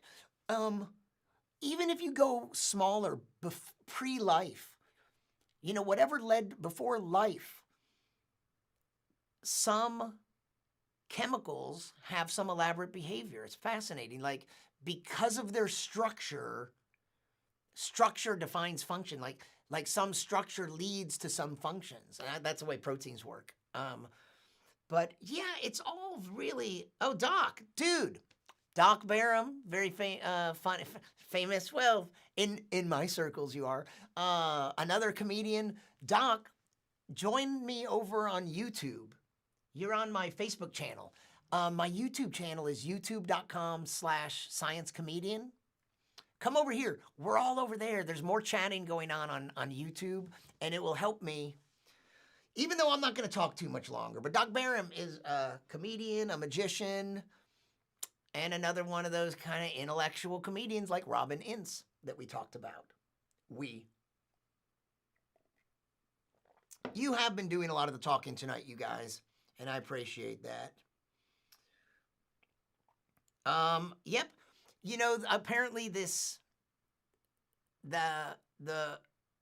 built-in chat app that they have that monitors all of them, it's not 100%, because here's some other comments. Science-y Optimist. Now, Aaron, you know that I was being funny, but I know that quote very well. It's Arthur C. Clarke. I said some Englishman. I was just being funny. Any sufficiently advanced technology is indistinguishable from magic. In fact, let's see. Here's a guy you may or may not have heard of, and Robert L. Forward. This book is called Indistinguishable from Magic. He probably has the quote at the beginning here. I mean, how can you call it that and not? There it is. There's the quote. Robert L. Forward was a science writer and science fiction writer. Doc, you're calling me. Hold on a second. Doc, don't call me right now. I'm streaming. Yeah, you were just on. I'm still. Didn't you just tune into my Facebook page? Oh, I'm both of those on Facebook, but I'm saying over on YouTube, it's just youtube.com/science. It's just Science Comedian on YouTube. You know what? Not everyone gets this service. You're watching a live stream, you call the guy and ask, what was that web address again? Sure. That was Doc Barham, my friend. And so Robert L. Forward, Albert. Yeah, there's a quote in the forward. Robert L. Forward, I think he worked for one of those companies, I think Boeing, and he was a scientist and an engineer, and he had a lot of patents on weird things like things related to space elevators and these rotovators, and I think he had some patents that had to do with gravitational wave detectors, but this was early on. This was like in the 80s or 90s or something. And he, stuff to do with light sails, really stuff that we don't have the ability to build yet, but he was able to get patents because it all made sense. Really interesting stuff. And he also, before he started writing some science fiction, Larry Niven and Jerry Pournelle went and consulted with him, and they would pick his brain. And you know, in Tales of Known Space by Larry Niven, there's a story and there's a character, Julian Forward. They would pick his brain for trippy ideas, and they went and wrote their stories. And then later, Robert L. Forward started writing some science fiction. I haven't read any of his novels, but there's one, and I think there's a sequel to it. I can't think of the title right now, but it's about like humans go and they find there's life on the surface of a neutron star. It's very different from us, if that sounds like an absurd thing to say. It's because, you know, they're probably microscopic. I never read it, but here's my understanding of it. And they operate at a really fast pace. So they go from like pre-technological to advanced technology in a very short period of time. Maybe they're communicating with these humans that are orbiting the neutron star. But, you know, those same kind of crazy ideas that Larry Niven wrote about, this guy was a big influence on him. And this book is nonfiction, but it's speculative and far-reaching. Oh, wow, here's a boarding pass. A lot of my old books have boarding passes stuck in them. This one is so old and faded that I see my name, 22 November,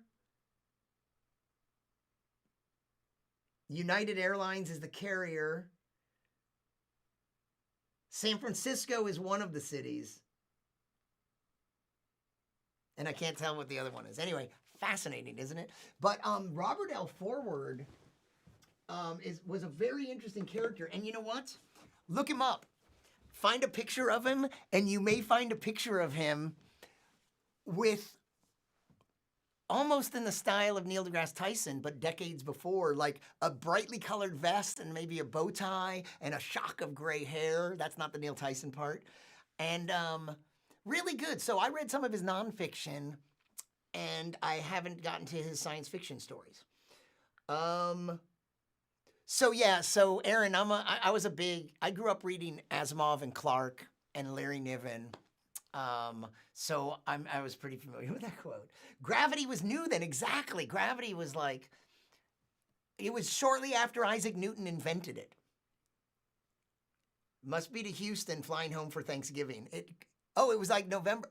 You know what? That's a very likely guess, John. I couldn't see the year on it. So did I actually live in San Francisco, or was I visiting San Francisco? Selfish genes. Well, hey, Aaron, what do you think is the most interesting thing about viruses? Let me think if I learned something new. You know, have you had this experience? I did this 90-minute interview with her, and it's so different to watch it the next day and see what happened during the interview. Like, I was very much in the moment, and I did that interview with, I knew a lot of things I wanted to ask her, but I didn't have a list of questions. I just stared into this camera where I couldn't even see her. She was over here. Sometimes when she was talking, I glanced over on my monitor and looked at her. But most of the time I was staring in the camera and listening to her and being very responsive to whatever she was saying, and then trying to remember the questions I had. And I learned a lot of stuff about this virus and about coronaviruses. I asked her, are any virus, there are billions of viruses. In fact, in a drop of seawater, there are, I think, billions of individual virus particles of many different kinds. In all likelihood, by far, the majority of viruses haven't been identified and named by science. But most viruses, we always pay attention to the ones that affect us and affect our pets and our domesticated animals. But most viruses don't do anything to us, don't do anything to any of the animals that are important to us, monetarily or emotionally. Most viruses, they might infect different things. That's a good question. Like, there's so many, and they can't reproduce on their own. So they do all have to get into cells of some other kind. But this wasn't really her field, but she did say, but I did ask her, well, are there any viruses that are beneficial? We're so focused on the viruses that are harmful to us. And I asked her if there were any that were beneficial. And she said, this is going to sound strange, but the herpes virus. And I think I'm going to have to go back and listen to it more carefully, but there's more than one strain of the herpes virus. And we obviously know that it can be problematic, but there is an aspect of it that has an effect on our immune system that is actually positive. So that's kind of interesting. And it reminds me that when I was at the Lindau Nobel Laureate meeting a couple years ago, I interviewed a young man. He's not in North Carolina now, but he's from North Carolina. And his specialty is the herpes virus. And a year and a half, 2 years ago, I had about a half-hour interview with him that only a little of it has been published. So, Albert, Dragon's Egg is the book by Forward. The Chila Live in High Gravity, Fast Life. Did you read any of that? It sounds like really good hard SF. Hard SF, hard science fiction, is the genre where it's a term. It's not that it's hard, but it's where the science matters and the science is core to the story. Still only 204 drop frames. I wonder what happened to cause 204 drop frames in a short period of time and only that one time. Ah, the mysteries. How am I your hero? What did I say, Aaron? You're my hero. I love the selfish gene parts of viruses. What else is there? Yeah, there's really not much more to them than a little bit of DNA or RNA. And I think in this coronavirus, it's RNA, but a little bit of genetic material wrapped in some protective protein. How can it do all this? So here's something I asked her. It's like, okay, well, how does it? She set me up for this because she said maybe we should describe something about virus because most people maybe they don't. You hear about this, but like, what does a virus actually look like? Does it have legs? She said. What is it? And it's like, right. It's like, how does it get around? Like, so the virus wants to get into our lungs, but like, okay, so it would like to get into our lungs. How does it get there? And it's like, it's all us, the coughing, the touching, the spreading. You put it on here. So she made an analogy to putting perfume behind your ear. She puts perfume behind her ear and then she can smell it. Well, it's not even that you have to touch. So the virus gets into us, we inhale it. You suck it in there. So through your mouth or your nose. And even if it's not like somebody coughed or something, when you touch your face, some of it's on there. The wind, you breathe and the breeze wafts by and carries some of that that's just on your skin inside you. And then that's it. If you've inhaled it, that virus-laden air is going into your lungs. So I thought that was pretty interesting. Hey, Eduardo. Oh, you're in Brazil. Awesome. What time is it in Brazil? What time is it in Brazil? 12:30 a.m. in Brasilia, Brazil. I don't know how many time zones you might have there. I mean, the United States is hoarding time zones. We've got 4 of them. And we share them with Canada and Mexico. That's true. But still, 4? Really? Is that even necessary? And how do flat earthers explain that?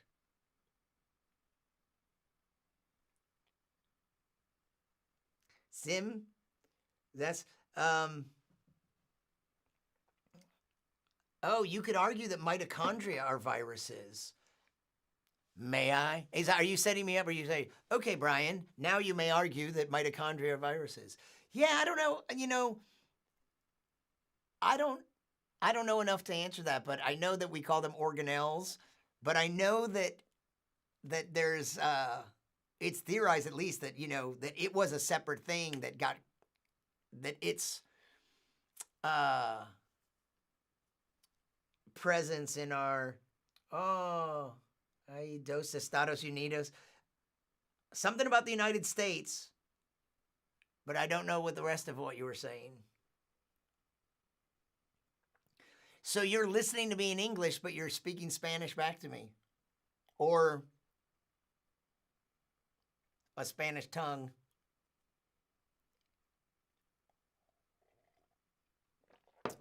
This was supposed to be a short stream. And now look what's happened. But you know what? Let's wrap it up. Thank you for tuning in. You could argue that mitochondria are viruses, says the Sciencey Optimist, or at least they share common features. You're brave enough to do this. I'll follow your lead. Yeah, I did this and I didn't even have much prepared. I knew there were a few things I wanted to talk about, but I've been relying on interacting with my friends and viewers. You're all my friends, so I'm just going to stick with my friends. Secondhand virus, John O'Connell. So Doc, I don't know if you made it back over here or not, but I'm going to go. Oh, there you are on Facebook. All right. Thanks, Doc. Yeah. I don't know if you were still there when I pimped you a little bit. But yeah, this was fun. I spent a lot of time working in a more technical way on these videos. getting them to look the way I want them to look. And now I have to prepare some. It's kind of hard to describe, but I had to do a lot before I could even start editing because I want these different camera angles to look a certain way. I had to composite these shots where there's a background and a frame around them. And there might be easier ways to do it, but I can only do it the way I know how to do it. So I'm going to try to get some sleep, and maybe I'll work a little on it tonight. But first thing tomorrow, I'm going to try to knock out, Albert, if you're still there, I think I'll start, I have to locate that clip, and I think we may have talked about it in 2 places. So I got to go through that interview, and I'm going to try to knock out a short video. But I'm very happy to say that I think that some of these videos are going to be presented. I got to also shoot an intro to them because they're going to be presented in partnership with this organization, Sigma Xi, the Scientific Research Honor Society. So they're providing some funding so that, but our arrangement is we want to get it out. So it's going to go on their channels and it's going to go on my channels as well. And I'm going to put some of their branding on it. And thanks, Denise. Thanks for hanging in there. You think he said 2 time zones in Brazil? I believe it. If he says it, I believe it. Oh, Sultan of Science. Yeah. So the thing is, when I did the interviews, I didn't know if Sigma Xi would be involved. So I'm going to have to shoot little intros to the videos where I pimp them, and they're going to get me a logo to put on there. But that works really well. So that's cause for some optimism. I've managed to, and you know what? I have a neighbor who, she has a very small budget, but she's a teacher and she wants to make some videos for her class. And I think I'm going to bring her over and shoot her against either the bookcase or it's a little weird to me to have her against my bookcase because it's very personal with my little Brian May guitar and the moon and Joey Walden and a stereoscope and my book collection. But I guess it doesn't matter. I'm going to either shoot her here or against a white screen or something. And she has a very limited video budget, but I have to find a replacement for my income, and I need to get on it immediately before the money dries up. The population is in a panic because of the coronavirus. So are you understanding my English? Can you write back in English, or can you not write in English as well as you can understand? Answer me in German. Eduardo, I can read that one. I hope they're not totally panicking. Let me recommend a video for you. It's on my YouTube channel. It says precautions, not panic. That, yeah, people are freaking out a little bit. But, I mean, I wonder what did people do during World War II? And during wartime in general, it's like you can freak out, like crazy stuff happens, especially the United States was a little, except for Pearl Harbor, we were a little distant from it. But what about people that lived in England? Were they panicking? Were they freaking? Probably. But then they also buckled down and did what was necessary for the war effort. And then the United States, there was a huge, so maybe we weren't attacked on the mainland, but there were certainly economic consequences and everyone making sacrifices and doing what they had to. So, I mean, there's this weird mix of, yeah, you can freak out and panic, but also, you have to get over that and just do what's necessary and help each other out. So hopefully, I mean, I'm a little bit afraid of what might happen if it goes too long and people, what about people that are already extremely low income? How are they going to do? What's going to happen? How do they survive? What's going to happen? So I hope that our government comes through with some solutions. So yeah, we'll talk about it later, John. But it's significant. But I don't know how much for how many, like, we talked about something and I don't know how sustainable, like, I don't know if he can keep coming up with money. But at least something. At least something for these first couple videos. I don't know exactly, we haven't hashed out our arrangement yet, but if I want to do a lot, which I kind of do, I'm not sure. So, like, I'm gonna make the videos anyway, but it would help if I could also bring in a little income. So yeah, how do you like that? That happened today. I mean, I was working on it, but we haven't signed a contract yet, but we're gonna do it. Doc Barham, do you recommend anything if someone's panicking? Well, you know, drugs is the classic. I don't, not alcohol so much, but you know, and I'm kind of kidding there. In World War II, they fought too. Yeah, I just meant like, but the people back home, even though the mainland wasn't attacked, people contributed to the war effort in a lot of ways. And they had to make a lot of sacrifices. Doc, that's a good question. I don't know. I think that Pandemania. I think, Doc, wouldn't you say meditation is useful to you? And you know, right now, Italy is on such a lockdown that you're not supposed to go out unless you're going to the grocery store or just a couple minimal places that you have to go out for. We're not in that situation yet, and we can go outside. And you know, I did learn this.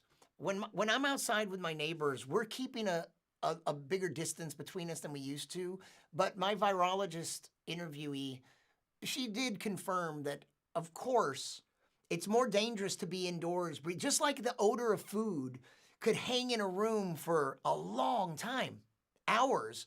Outside, it dissipates.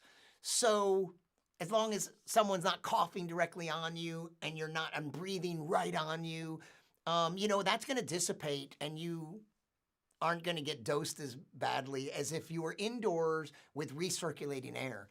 So, you know, stepping outside and getting a dose of nature and meditating and exercising, I don't know. I mean, sometimes it seems pathetic to even say something like that. You go, this is bigger than that.